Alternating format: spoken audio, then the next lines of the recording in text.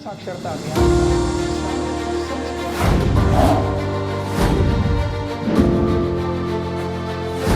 क्या कोरोना और वैक्सीन वाराणसी के सभी श्रोताओं दर्शकों को नमस्कार। विश्वास न्यूज की इस वेबिनार में मैं अमित शर्मा आप सभी का स्वागत करता हूं।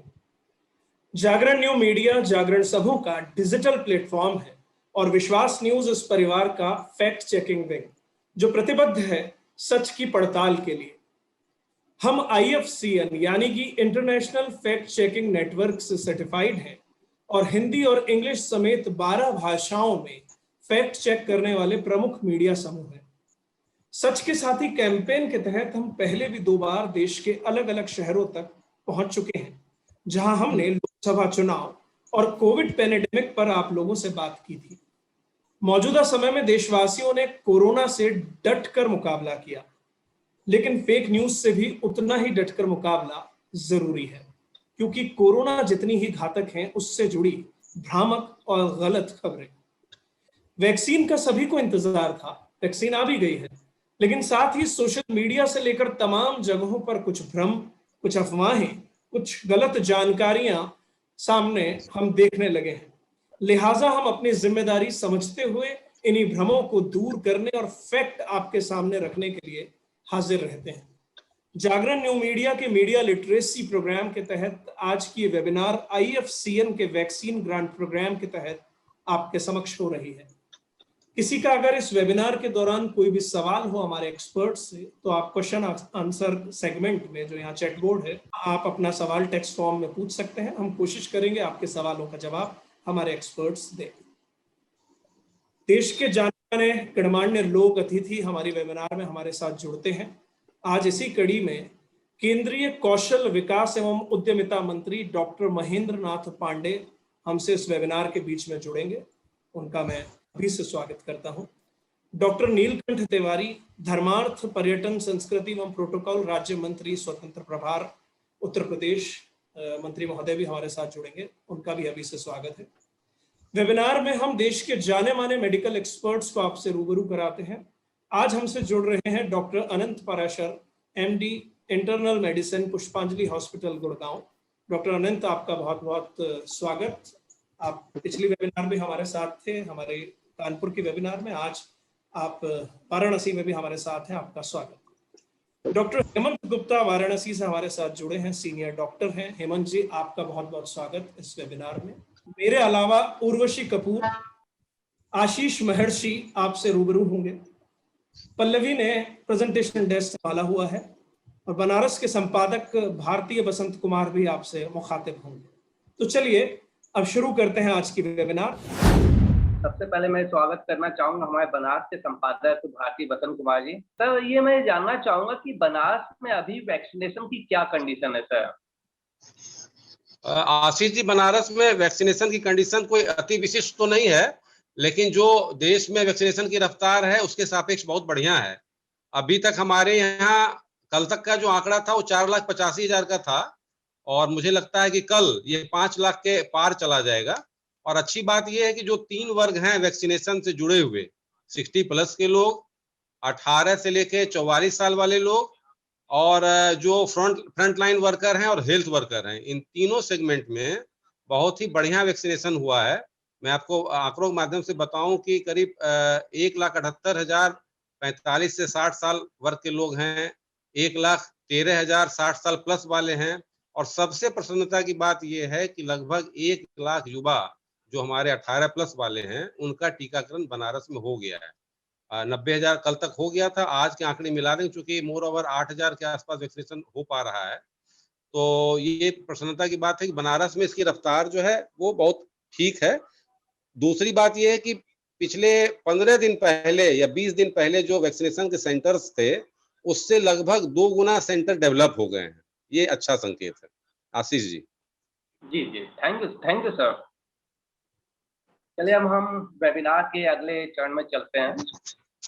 जैसा कि आप जानते हैं कि इस वेबिनार का मकसद है कि वैक्सीन को लेके लोगों को ज्यादा से ज्यादा मोटिवेट करना और साथ में वैक्सीन को लेके जो भी मीडिया पे में सोसाइटी में फैली हुई है उनकी सच्चाई लोगों के सामने लाना। मसलन जैसे वैक्सीन को लेके अलग अलग अफवाहें हैं मार्केट में। अभी जैसे कहा जाए कि वैक्सीन लगाने से पुरुषों में नपुंसकता आ सकती है। कुछ लोगों का मानना है कि यदि महिलाएं इस वैक्सीन को लगवाती हैं तो वो मां नहीं बन पाएंगी। इसी तरह सोशल मीडिया पे एक ये फेक न्यूज चली हुई है कि वैक्सीन के बहाने गवर्नमेंट ऑफ इंडिया जो पॉपुलेशन कंट्रोल करना चाहती है। इन सब का हमने फैक्ट चेक किया अलग अलग माध्यम से। ये सब हमें जो है पता चला कि फेक न्यूज है। पिछले दिनों सोशल मीडिया पे एक न्यूज आई थी कि कानपुर में वैक्सीन लगवाने के बाद 40 स्टूडेंट हॉस्पिटल में एडमिट हुए। जब हमने इसकी जांच की तो पता चला ये कोई पुराना केस था जिसे अब कोविड टाइम में से जोड़ते हुए इसको फैलाया गया। इसी तरह कभी हॉस्पिटल में एक हिंसा हुई थी, इसको कोविड से जोड़ते हुए फैलाया गया। इतना ही नहीं, इंजेक्शन जो कोविड के इलाज के लिए जो जिस इंजेक्शन का यूज किया जा रहा था, उस इंजेक्शन की मार्केट में कीमत 4000 के आसपास थी, लेकिन उसको सोशल मीडिया पर फैलाया गया कि आप यदि प्रधानमंत्री भारतीय जन औषधि केंद्र से लेते हैं तो 900 रुपए के आसपास ये पड़ेगा। जबकि हमने जब पता किया तो हमें पता चला कि जन औषधि केंद्र पर ये मिलता ही नहीं है। इसी तरह एक सबसे बड़ी जो फेक न्यूज फैली हुई थी कि यदि आप वैक्सीन लगवाते हैं और इसमें जो भी डाटा आप देते हैं, उस डाटा को गवर्नमेंट अपने हिसाब से कभी भविष्य में उपयोग करेगी। इसका भी हमने जब फेक चेक किया तो ये हमें फर्जी साबित हुई। कोविड से जुड़ी कोई फेक न्यूज हो या किसी भी प्रकार की कोई भी फेक न्यूज हो, उसको आप बड़ी आसानी से पहचान सकते हैं। इसके लिए अलग अलग ऑनलाइन टूल हैं। इन टूल के बारे में हम आपको बताएंगे, लेकिन इसकी डिटेल यदि आप चाहते हैं तो आप विश्वासन्यूज.com पे जाके इसका हमने पूरे डिटेल में एक नोट्स बनाया है, वहां से भी आप डाउनलोड कर सकते हैं। मेन 5 ऑनलाइन टूल है जिसका हम लोग फैक्ट चेकिंग में उपयोग करते हैं। पहला है ओपन गूगल चेक। इसके लिए आपको जो भी सिंपल है कि जो भी फेक न्यूज आपके पास आई हुई है उससे जुड़ी हुई कीवर्ड, मतलब मान लीजिए कि एक कोई फेक न्यूज है कोविड से जुड़ी हुई कि कोविड वैक्सीन के बाद जो है महिलाएं मां नहीं बन सकती हैं, तो आपको गूगल में सिंपल टाइप करना है वैक्सीन मदर प्रेग्नेंट। तो आप जब देखेंगे तो कहीं ना कहीं जिसने भी फैक्ट चेक किया है उसका लिंक आपको जो है गूगल पे मिल जाएगा। आगे चलते हैं। जैसे ये देखिए, हमने ऊपर इसमें कीवर्ड में डाला तो इससे जुड़ी हुई न्यूज, वीडियो, फोटो कुछ भी आप इसमें जो है खोज सकते हैं। इस टूल का सबसे बड़ा फायदा ये है कि 90% के आसपास जो आप फेक न्यूज आप यहाँ से पकड़ सकते हैं। यदि विश्वास न्यूज ने कोई फैक्ट चेक किया है और आप यहाँ गूगल में खोजते हैं तो ये भी आपको यहाँ पे मिल जाएगा। दूसरा इंपॉर्टेंट टूल है गूगल इमेज सर्च। इसमें आपके पास यदि कोई भी इमेज आई हुई है और कहा जाए कि ये इमेज के साथ संबंधित दावा है, तो इस इमेज को आपको जो है गूगल रिवर्स इमेज में जो है अपलोड करना है और इसको क्लिक करना है। इसके बाद उस इमेज का जो भी ओरिजिनल सोर्स होगा वो आपको जो है इस गूगल में मिल जाएगा। इसके अलावा यदि आपके पास इमेज पे आप राइट क्लिक करते हैं तो एक लिंक बनेगा। इस लिंक को आप स्क्रीन पे जो आपको दिखा पेस्ट इमेज यूआरएल, आप यदि यहाँ पे अपलोड करते हैं और ये बटन दबाते हैं तो ये इमेज जहाँ भी है, सबसे पहले जहाँ भी अपलोड हुई है या बाद में अपलोड हुई है, वो आप यहाँ देख सकते हैं। ये YouTube डेटा व्यूअर है। ये मेन टूल वीडियो के काम आता है। यदि आपके पास कोई वीडियो आया हुआ है, किसी वीडियो का लिंक आया हुआ है, तो आप इस ऑनलाइन टूल के माध्यम से ओरिजिनल वीडियो तक आसानी से जा सकते हैं। ये इनविट टूल है, ये फैक्ट चेकिंग का एक महत्वपूर्ण टूल है। इससे हम जो भी हमारे पास वीडियो आते हैं या हमारे पास कोई पुराना ट्वीट आया कि इसमें बोला गया कि संबंधित ने कुछ ये बोला है, तो हम इस इनविट टूल का उपयोग करते हैं। इस टूल के माध्यम से हम सबसे पहले वीडियो में से अलग अलग कीफ्रेम्स निकालते हैं और इसके बाद इन्हें गूगल में या यांडेक्स में खोजना स्टार्ट करते हैं। तो इसकी मदद से हम आसानी से जो है ओरिजिनल वीडियो का जो लिंक है वहां तक हम पहुंच जाते हैं। ये देखिए, आप इसमें आप ओरिजिनल वीडियो देख सकते हैं। आप ट्विटर, यदि किसी ने पहले पुराना ट्वीट किया हुआ आप इसको खोज सकते हैं। मेटा डेटा देख सकते हैं। जी, ये एग्जिट डाटा व्यूअर ये काम आता है हमें जब हम किसी इमेज को फैक्ट चेक करते हैं। मान लीजिए किसी 2 साल पुरानी फोटो को अब किसी ने सोशल मीडिया पे डाला और बोला कि ये देखिए ये फोटो आपकी है। मैं आपको एग्जाम्पल से समझाऊं कि अभी पिछले दिनों बनारस की एक फोटो आई जिसमें गंगा घाट पे एक डेड बॉडी पड़ी हुई थी। जब इसको हमने खोजना स्टार्ट किया तो हमें पता चला कि ये फोटो 10 साल पुरानी बनारस के मीर घाट की है। हमें गेटी इमेज पे ये फोटो ओरिजिनल फोटो मिली जो 10 साल पहले अपलोड हुए थे। तो इससे हमें ये पता चला कि ये देखिए कि 10 साल पुरानी फोटो को अब कोविड से जोड़ते हुए फैलाया जाए। इसके माध्यम से हमें एग्जिप टूल का सबसे बड़ा फायदा ये है कि हमें ओरिजिनल फोटो कब ली गई है, किस कैमरे से ली गई है, ये सब डिटेल जानकारी हमें जो है एग्जिप डाटा व्यूअर पे मिल जाती है। तो एक सवाल ये है कि जिनको किसी भी प्रकार की एलर्जी है, क्या वो वैक्सीन लगवा सकते हैं? देखिए, एलर्जिक रिएक्शन अगर आपको उस वैक्सीन से या वैक्सीनेशन द्वारा होता है तो ही आपको अवॉइड करना है। अगर सिंपल आपको सीजनल एलर्जी है या किसी प्रकार की फूड एलर्जी है तो उसमें वैक्सीनेशन कॉन्ट्रा इंडिकेटेड नहीं है, जरूर लगना चाहिए। वैक्सीनेशन का केवल एक ही एब्सोल्यूट कॉन्ट्रा इंडिकेशन होता है या ये कहें कि नहीं लगवाना चाहिए, वो तभी है जब आपको उसी वैक्सीन से या और कोई वैक्सीन से आपको severe reaction, life threatening reaction हो चुका है। हल्का सूजन होना, बुखार आना, इसको हम लोग माइल्ड रिएक्शन कहते हैं। इस पे वैक्सीनेशन नहीं रोके जाते।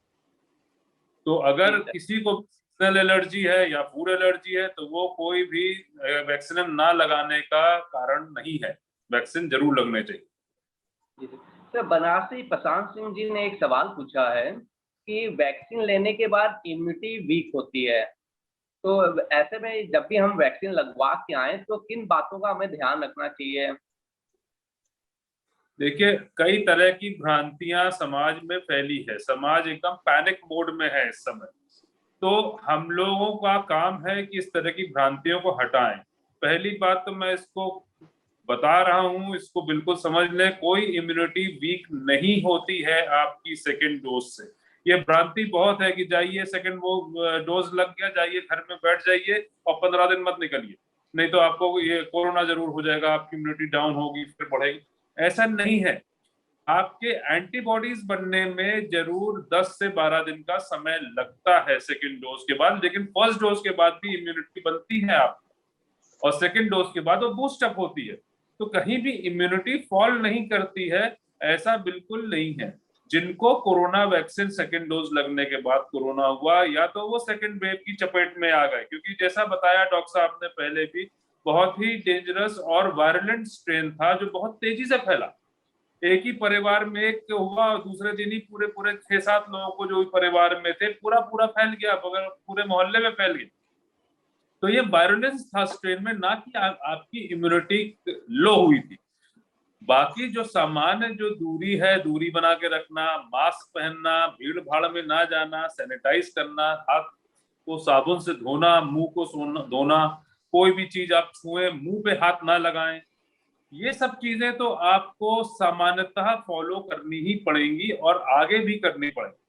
आपको चाहे आप 15 दिन भी हो जाए वैक्सीन लगने के बाद, चाहे कई महीने हो जाए वैक्सीन लगने के बाद, तो भी आपको ये चीजें फॉलो करनी पड़ेंगी। ये सामान्य नियम आज हम लोग मान के चलें कि हमारे समाज में ये इसको हमें फॉलो करना पड़ेगा। एक दो सवाल हैं, लगभग एक जैसे हैं, जो काफी पूछे जाते हैं।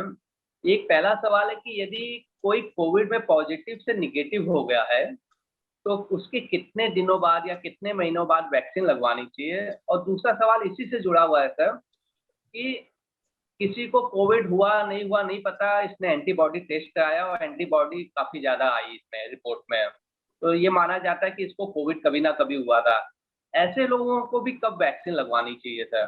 देखिए, इसमें जो पहले डॉक्टर साहब ने पहले प्रश्न का जवाब पहले दे चुके हैं कि अगर किसी को कोविड हुआ है तो उसको फर्स्ट डोज अगर नहीं लगी है तो उसको 4 से 6 हफ्ता कोविड नेगेटिव होने के 4 हफ्ते के बाद ही उसको कोविड वैक्सीनेशन कराना चाहिए।